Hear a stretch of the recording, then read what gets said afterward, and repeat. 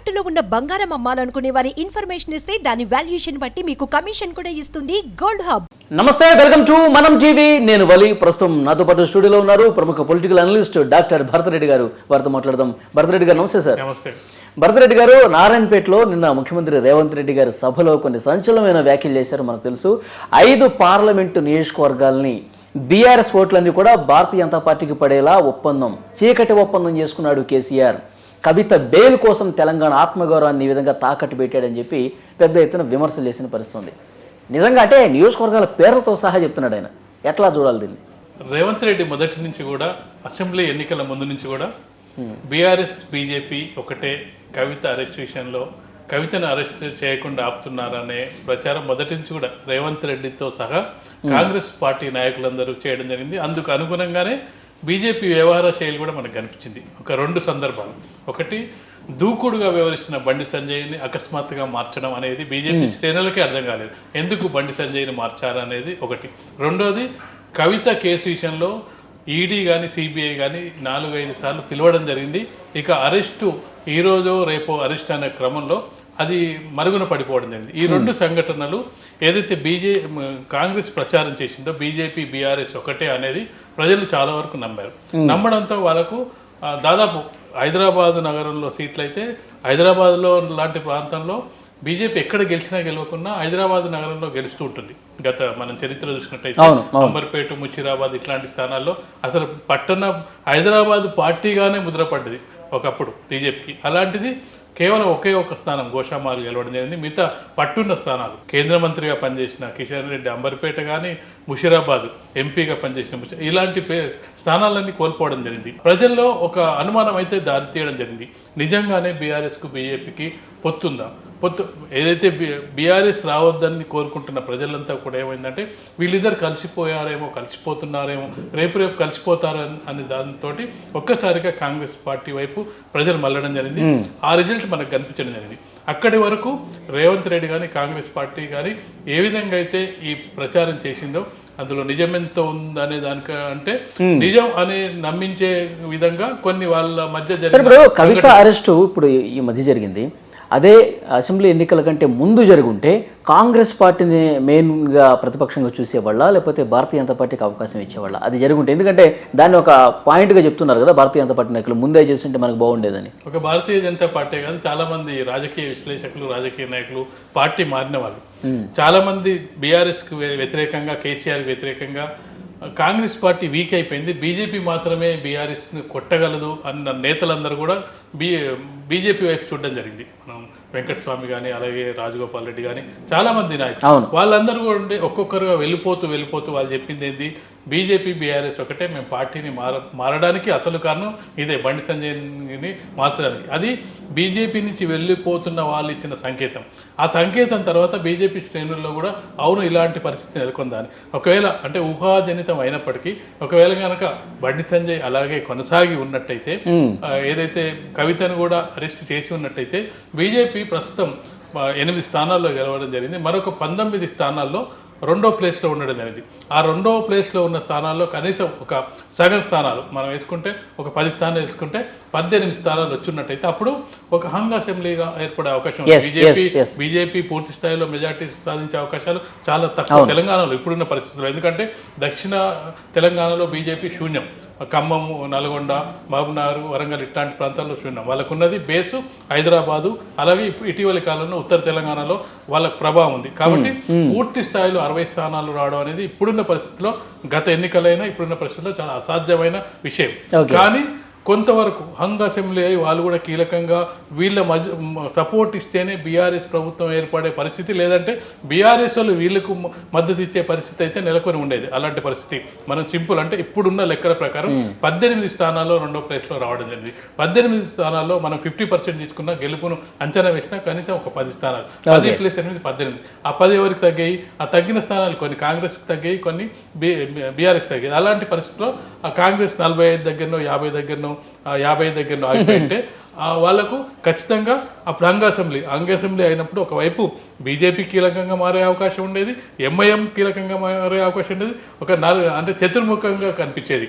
ఎందుకంటే 5-6 స్థానాలు కూడా ఒక కీలకంగా, ఎంఐఎం కూడా కీలకంగా. అప్పుడు ఎంఐఎంతో వాళ్ళకు దరిదాపులో వచ్చుంటే కాంగ్రెస్ పార్టీ ఎంఐఎంతో మద్దతుతోటి ప్రభుత్వాన్ని ఏర్పాటు చేసి ఉండేదా, లేకపోతే వీళ్ళిద్దరు కలిసి ఉంటే వీళ్ళు కలిసి ప్రభుత్వం ఏర్పాటు చేసా, అది వేరే విషయం. కానీ ఇప్పుడు మరొకసారి రేవంత్ రెడ్డి వ్యాఖ్యల ద్వారా లోక్సభ ఎన్నికలు జరుగుతున్న నేపథ్యంలో మీరు ఏదైతే చెప్పడం జరిగిందో, లోక్సభలో 5 లోక్సభ స్థానాలను గెలిపించడానికి కేసీఆర్ సుపారీ అనే పదాన్ని వాడడం జరిగింది.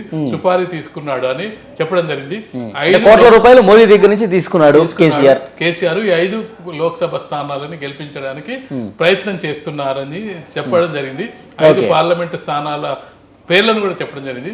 అయితే అందులో ముఖ్యంగా రేవంత్ రెడ్డి ఆందోళన మనం చూసుకున్నట్టయితే ముఖ్యంగా అందులో 2 ముఖ్యమైన స్థానాలు ఉన్నాయి.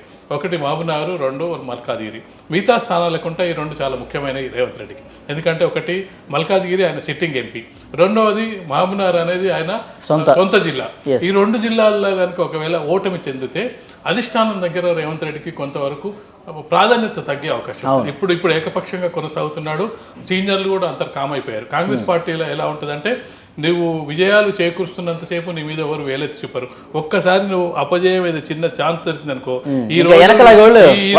ఈ రోజు నిన్న చెప్పిన ఏదైతే కోమటిరెడ్డి వెంకరెడ్డి మరో 10 ఏళ్ల పాటు సీఎంగా రేవంత్ రెడ్డి కొనసాగుతారని చెప్పిన కోమటిరెడ్డి వెంకటరెడ్డి ఒక 10 లోపు స్థానాలు వచ్చినట్టయితే వీళ్ళే అసలు రేవంత్ రెడ్డి వల్లనే ఇదంతా మేము కోల్పోవాల్సి వచ్చింది, రేవంత్ రెడ్డి ఏకపక్ష నిర్ణయాల వల్లనే లోక్సభ స్థానాలు కోల్పోవాల్సి వచ్చిందని చెప్పే ఖచ్చితంగా ప్రమాదం ఉంటుంది. అందుకు సీనియర్లు కూడా ఎప్పుడు వెయిట్ చేస్తూ ఉంటారు. ఇప్పుడు ఏదో రేవంత్ రెడ్డి పక్క నుండి మేము సపోర్ట్ చేస్తున్నామని చెప్తున్నప్పటికీ కాంగ్రెస్ పార్టీలో ఎప్పుడు శాశ్వతం కాదు. ఎవరు ఎప్పుడు మారుతుంటారో, ఎవరు ఎప్పుడు అప్పర్ స్టేజ్ తీసుకుంటారో మనకు తెలియదు. కాబట్టి ఇప్పుడు రేవంత్ రెడ్డికి కీలకంగా ఏంటంటే, ఇంక మరొక విషయం మనం ఒకసారి ప్రస్తావించినట్టయితే, ఇటీవల కాలంలో పత్రికల్లో చూసుకున్నట్టయితే దాదాపుగా మనకు 92 లక్షల ఓట్లు అసెంబ్లీ సందర్భంగా 92 లక్షల ఓట్లు కాంగ్రెస్కి రావడం జరిగింది, 87 లక్షల ఓట్లు బీఆర్ఎస్కి రావడం జరిగింది, 32 లక్షల ఓట్లు బీజేపీకి రావడం జరిగింది. అయితే ఇప్పుడు బీఆర్ఎస్ పార్టీ వీక్ అయిందని చెప్పి పార్టీ నాయకులు చెప్తున్నారు. వాళ్ళ మాటల ద్వారా చేతల ద్వారా కూడా అర్థమవుతుంది. ఎందుకు అర్థమవుతుందంటే, లోక్సభ ఎన్నికల్లో పోటీ చేయడానికి ఎవరు అభ్యర్థులు దొరకని పరిస్థితిలో బీఆర్ఎస్ వీక్ అయిందనేది తెలుస్తుంది.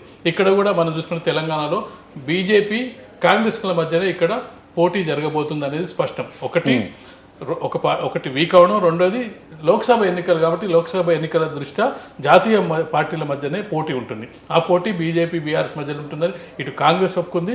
బీఆర్ఎస్ ఏంటంటే మాకు బీజేపీకి అని చెప్పి వాళ్ళు చెప్తున్నారు. కాంగ్రెస్ని వాళ్ళు తక్కువ అంచనా ఇస్తున్నారు. ఏది ఏమైనప్పటికీ ఇప్పటికీ 87 లక్షల ఓటర్లు ఎటువైపు మళ్తారనేది ఇప్పుడు పెద్ద ప్రశ్న. వాళ్ళకు దాదాపుగా 37% ఓటింగ్ వచ్చినట్టుంది మొన్న ఎలక్షన్లో. 37% ఓటింగ్లో అది 20% దిగజారుతుందా, 25% దిగజారినప్పటికీ 12% ఓట్లు, 12% 15% ఓట్లు కాంగ్రెస్ పార్టీ లాక్కుంటుందా? దీన్ని దృష్టిలో పెట్టుకొని కాంగ్రెస్ పార్టీ ఇటీవల కూడా వేణుగోపాల్ మీటింగ్ పెట్టిన సందర్భం కూడా ఎవరు పార్టీలోకి వస్తా వాళ్ళని చేర్చుకోండి, ఎవరిని రిజెక్ట్ చేయొద్దని చెప్పడం ద్వారా బీఆర్ఎస్కు ఉన్న ఓటు బ్యాంకుని తమ వైపుకు తిప్పుకోవడానికి ప్రయత్నాలు చేస్తున్నారు.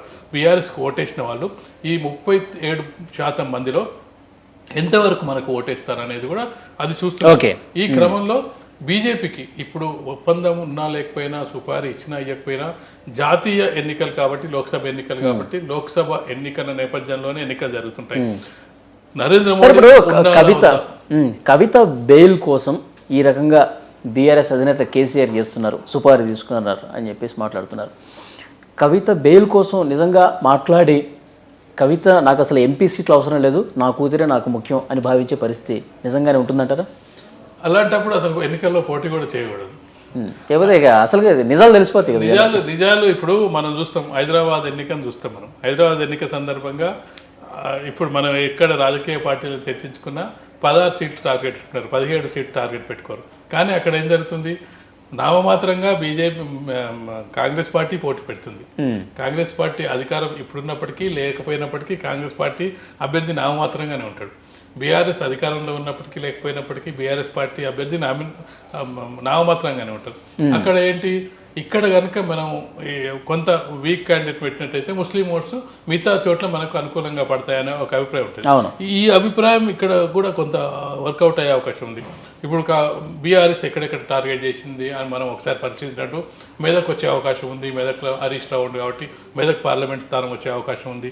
లేదంటే వరంగల్ ఏదో కొంత బలంగా ఉందని అంటే ఒక 4-5 టార్గెట్ చేసినప్పుడు మనం ఈ 4-5ని టార్గెట్ చేసుకుందాం. మిగతా చోట మనం గెలవనప్పుడు మనకు ఎవరైతే ప్రధాన శత్రువులు ఇద్దరు అన్నప్పుడు పెద్ద శత్రువు చిన్న శత్రువు ఎవరు అన్నప్పుడు ముందు పెద్ద శత్రువును ఎదుర్కొందాం అనేది ప్రధాన పార్టీలకు ఉంటుంది. ఎందుకంటే మనం బై ఎలక్షన్ సందర్భంగా చూడడం జరిగింది. మన దగ్గర 3 బై ఎలక్షన్స్ రావడం జరిగింది. ఒకటి దుబ్బాక, తర్వాత హుజూరాబాద్ ఒకటి, మునుగోడు ఒకటి. ఆ సందర్భంగా అసలు బీజేపీకి గతంలో దుబ్బాకలో డిపాజిట్ వచ్చిన పరిస్థితి కూడా లేని స్థాయి నుంచి రఘునందనరావు గెలిచే స్థాయికి రావడం జరిగింది. దానికి కారణం ఏంటంటే కాంగ్రెస్ ఓట్లు కూడా ఇప్పుడు ఏదైతే విమర్శ చేస్తున్నారో అప్పుడు కాంగ్రెస్ పార్టీ ఓట్లు బీజేపీకి పడ్డాయి. ఎందుకు పడ్డాయి అంటే దానికి కారణం ఏంటంటే బీఆర్ఎస్ని కొట్టాలంటే కాంగ్రెస్ పార్టీ వీక్ ఉంది కాబట్టి కాంగ్రెస్ పార్టీ కూడా పోలరైజ్ అవ్వడం జరిగింది. సేమ్ హుజూరాబాద్లో కాంగ్రెస్ పార్టీకి డిపాజిట్ రాలేదు. కాంగ్రెస్ పార్టీ ఓట్లు బీఆర్ఎస్ పార్టీకి ఓట్లు బీఆర్ఎస్కి రావడం జరిగింది. కాంగ్రెస్ పార్టీ ఓట్లు బీజేపీకి రావడం జరిగింది. మునుగోడు ఎన్నిక సందర్భం కూడా కాంగ్రెస్ పార్టీ నుంచి వచ్చిన రాజగోపాల్ రెడ్డి తనతో పాటు తన అనుచర గణాన్ని కాంగ్రెస్ వర్గాన్ని మొత్తం తెచ్చుకొని గతంలో 20-25 వేల ఓట్లున్న బీజేపీని 80,000-85,000 ఆ ఓట్లన్నీ ఎక్కడివి? మళ్ళీ మొన్న ఎన్నిక జరిగితే ఎన్ని వచ్చినాయి? మళ్ళీ అదే 20-25 వేలే బీజేపీకి రావడం. వాళ్ళ ఒరిజినల్ ఓట్లు 20-25 వేలే. ఈ మధ్యలో వచ్చిన ఓట్లన్నీ కాంగ్రెస్ ఓట్లు. అలాంటి పోలరైజేషన్ జరిగినప్పుడు ఇక్కడ కూడా పోలరైజేషన్ జరిగే అవకాశం ఉంది. రేవంత్ రెడ్డి ఏ విధంగా వ్యాఖ్యానించినప్పటికీ ఒక చోట కాంగ్రెస్ను ఓడించాలని ఒకవేళ ఒక ఓటర్ కోరుకున్నప్పుడు కాంగ్రెస్ ప్రధాన పోటీదారు ఎవరు? అది బీఆర్ఎస్ఆ లేదంటే బీజేపీ. అలాంటి సందర్భంగా బీజేపీ కొట్టిస్తారు కాంగ్రెస్ను ఓడించాలనుకున్నప్పుడు. అలాగే చూసుకున్నట్టయితే బీఆర్ఎస్ను ఓడించాలనుకున్నప్పుడు అక్కడ కూడా ప్రధానంగా ఎవరు ముఖ్యంగా చూస్తారు. ఇప్పుడు మనం ఖమ్మం లాంటి ప్రాంతంలో ఖమ్మం, నల్గొండ, భువనగిరి అంటే కొంతవరకు బీజేపీ ఇప్పుడు పుంజుకున్నట్టుంది. నల్గొండ, ఖమ్మం లాంటి ప్రాంతాల్లో, మహబూబాదు లేదంటే మన పెద్దపల్లి ఇలాంటి ప్రాంతాల్లో వచ్చినట్టయితే అక్కడ కాంగ్రెస్ బీఆర్ఎస్ మధ్యలోనే పోటీ ఉంటుంది. బీజేపీ థర్డ్ ప్లేస్కి వస్తుంది. బీజేపీ థర్డ్ ప్లేస్కి వచ్చినప్పుడు బీజేపీ ఓట్లు కూడా బీఆర్ఎస్కి మళ్ళీ అవకాశం ఉంటుంది. అక్కడ పోలరైజేషన్ జరిగే అవకాశం. ఈ పద్ధతుల్లో చూసుకున్నట్టయితే రేవంత్ రెడ్డి చెప్పిన వ్యాఖ్యలు సుపారీ తీసుకున్నా లేదా అని సెకండ్ అయినప్పటికీ ఇలాంటి పోలరైజేషన్ అయితే జరిగే అవకాశం ఉంటుంది. బీఆర్ఎస్ ఓటర్ ఖచ్చితంగా కూడా ఏదో ఒక పార్టీని సెలెక్ట్ చేసుకునే అవకాశం ఉంటుంది. తన పార్టీ గెలవదనుకున్నప్పుడు తనకు నచ్చని పార్టీకి తక్కువ శత్రుత్వం ఉన్న పార్టీని ఎంచుకునే అవకాశం ఉంటుంది. దాంతోపాటు జాతీయ ఎన్నికల ప్రభావం కూడా ఉంటుంది. లోక్సభ ఎన్నికల్లో మోడీ ఉండాలా వద్దా అనేది ఒక థియరీ ఉంటుంది. రాహుల్ గాంధీకి సపోర్ట్ చేయాలా వద్దా అనేది ఒక థియరీ ఉంటుంది. ఇవి ప్యూర్గా మనం సర్పంచ్ ఎన్నికలు ఒకలాగా జరుగుతుంటాయి, ఎంపీటీసీ ఎన్నికలు ఒకలాగా జరుగుతుంటాయి, అసెంబ్లీ ఎన్నికలు ఒకలాగా జరుగుతుంటాయి. అలా చూసుకున్నట్టయితే లోక్సభ ఎన్నికలు ఒకసారి. ఎందుకంటే మన కళ్ళ ముందు ఎగ్జాంపుల్ ఉంది. 2018లో చూసుకున్నట్టయితే అసెంబ్లీలో ఒకే ఒక స్థానం గెలవడం జరిగింది బీజేపీ. కానీ 2019 6 నెలల తర్వాత 4 ఎంపీ సీట్లు అంటే మనం ఏంది ఒక ఎంపీకి 7 అసెంబ్లీ సెగ్మెంట్లు వేసుకున్నా దాదాపు 28 అసెంబ్లీ సీట్ల కౌంట్ తీసుకోవచ్చు. దాన్ని 28 అసెంబ్లీ సెగ్మెంట్ ఒక 6 నెలల కాలంలో చేంజ్ అయింది. అసలు ఎవరు ఊహించలేదు 4 ఎంపీ సీట్లు బీజేపీ గెలుస్తుందని. బీజేపీ ఎప్పుడు గెలిచినా కానీ ఒక సికింద్రాబాద్ గెలిచేది, లేదంటే ఎప్పుడో ఒకసారి కరీంనగర్ అప్పుడప్పుడు గెలిచిన సందర్భాలు, మెదక్ ఒకసారి గెలవడం. అది కాదు సికింద్రాబాద్ ఒకటే కంటిన్యూస్గా కాంగ్రెస్ ఆర్ బీజేపీ గెలుస్తున్న సందర్భాన్ని ఉంది. కాబట్టి ఇప్పుడున్న పరిస్థితుల్లో ఖచ్చితంగా కూడా బీఆర్ఎస్ ఓటర్ షిఫ్ట్ అవుతారు. ఆ షిఫ్టింగ్ ఎవరి వైపు ఉంటుంది అనేది కేసీఆర్ షిఫ్ట్ చేపిస్తుందా, ఈ సుపారీ ద్వారా షిఫ్ట్ అవుతుందా, లేకపోతే సొంతంగా బీఆర్ఎస్ షిఫ్ట్ అయ్యే అవకాశం అయితే కనిపిస్తుంది. ఖచ్చితంగా షిఫ్ట్ అయితే ఖచ్చితంగా అవుతుంది. 87 లక్షల ఓట్లు మొన్న పడ్డ ఓట్లు అనేవి ఇప్పుడు ఖచ్చితంగా 87 లక్షల ఓట్లు అయితే బీఆర్ఎస్ పడవు. 37% ఓటింగ్ అయితే జరగదు. ఆ 37%లో కాంగ్రెస్ ఎంత తీసుకోగలుగుతుంది, బీజేపీ ఎంత తీసుకోగలుగుతుంది అనే దాని మీద కూడా కనిపిస్తుంది.